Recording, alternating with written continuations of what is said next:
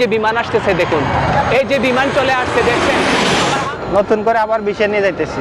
আমার হাত বরাবর দেখছেন, এই দেখুন ট্রেন চলে আসছে আর এত ধুলা। Hello guys, welcome back my new another video. আশা করি আপনারা সবাই ভালো আছেন। আজকে আমরা চলে যাচ্ছি বাংলাদেশের আন্তর্জাতিক বিমানবন্দর ঢাকা এয়ারপোর্টে। রিক্সা দিয়ে একটু পর গিয়েই কিন্তু গাড়িতে উঠবো।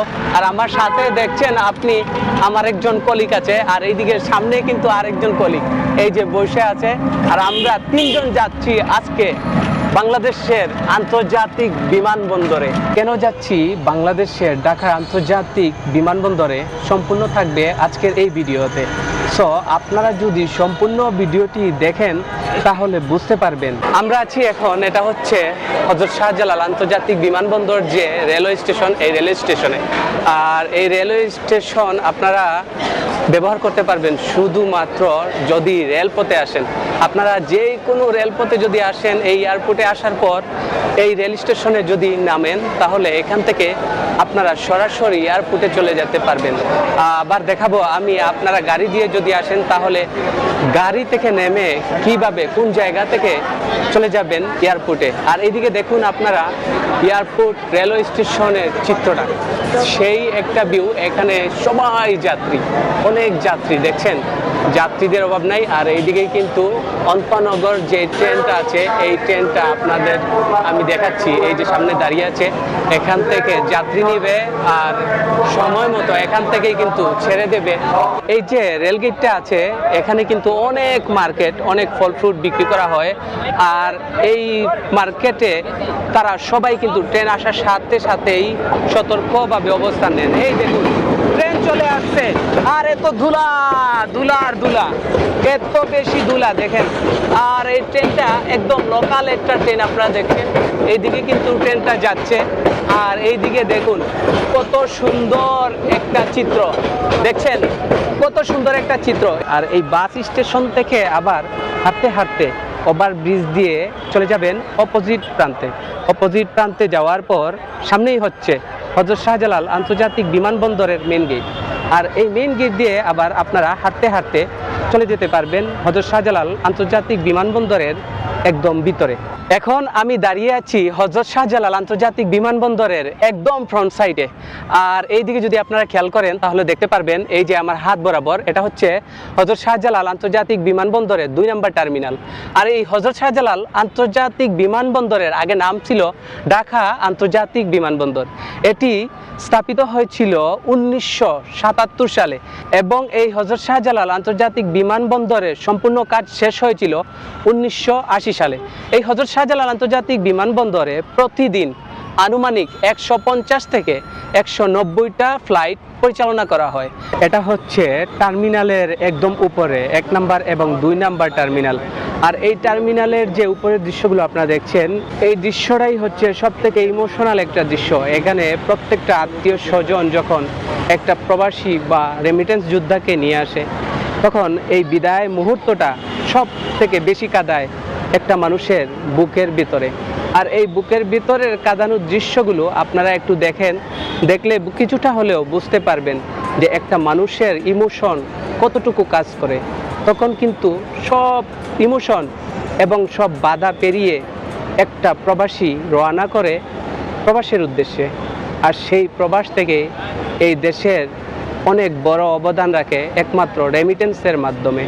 আপনারা যদি হযরত শাহজালাল আন্তর্জাতিক বিমানবন্দরের একদম ফ্রন্ট সাইডে আসেন তাহলে দেখতে পারবেন আমার হাত বরাবর একটা ভাস্কর্য আছে, খুব সুন্দর করে দেখা যাচ্ছে। এই ভাস্কর্যটি আপনারা 2 নম্বর টার্মিনালের পাশে থেকে দেখতে পারবেন।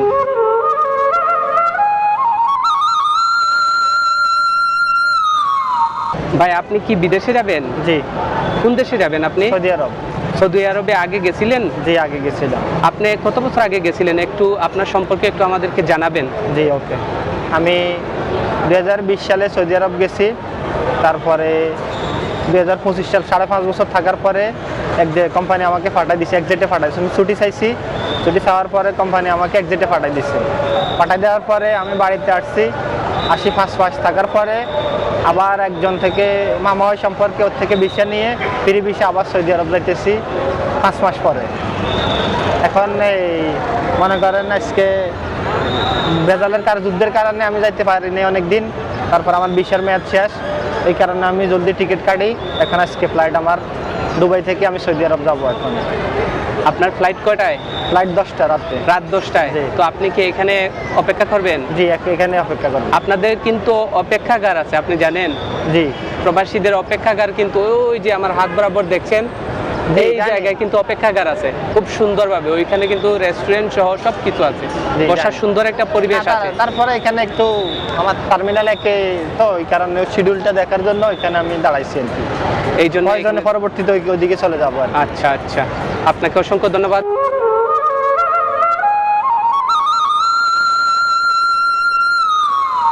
এখন আমি যে জায়গাটার মধ্যে দাঁড়িয়ে আছি এটা হচ্ছে হযরত শাহজালাল আন্তর্জাতিক বিমানবন্দরের একদম শেষ সীমানা। এখানে আপনারা দেখতে পাচ্ছেন এগুলো কাঁটাতার দেওয়া আছে।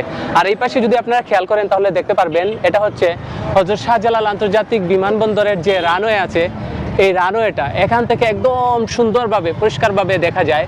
এই বাউন্ডারি যে আছে, এই বাউন্ডারির উপর দিয়ে কিন্তু ফ্লাইট উপরে চলে যায়, একদম কাছ থেকে দেখা যায়।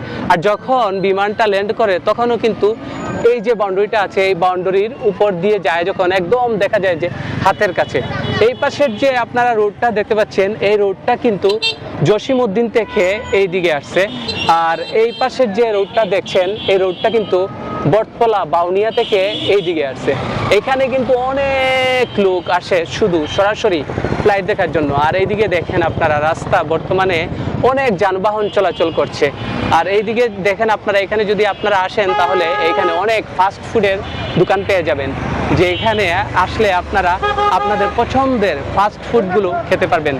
আর একটু পরেই আপনাদেরকে আমি দেখাবো এখান থেকে কিভাবে সরাসরি বিমান ল্যান্ডিং কি রকম দেখা যায়। আমার এই হাত বরাবর আপনারা খেয়াল করুন, দেখবেন ছোট্ট একটা লাইট জ্বলতেছে। আর এই যে বিমান আসতেছে দেখুন, এই যে বিমান চলে আসছে দেখছেন, আমার হাত বরাবর এই যে বিমান চলে গেছে দেখছেন, একদম কাছ থেকে কিরকম দেখা যায়, কি সুন্দর একটা মুহূর্ত।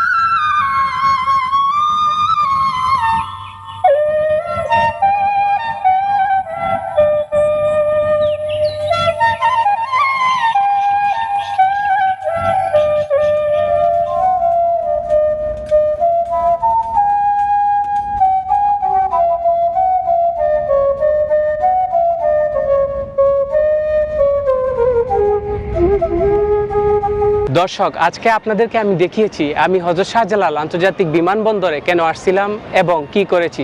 সম্পূর্ণ ভিডিওটি আপনারা যদি দেখে থাকেন তাহলে অবশ্যই বুঝতে পারবেন আমি কেন আসছিলাম।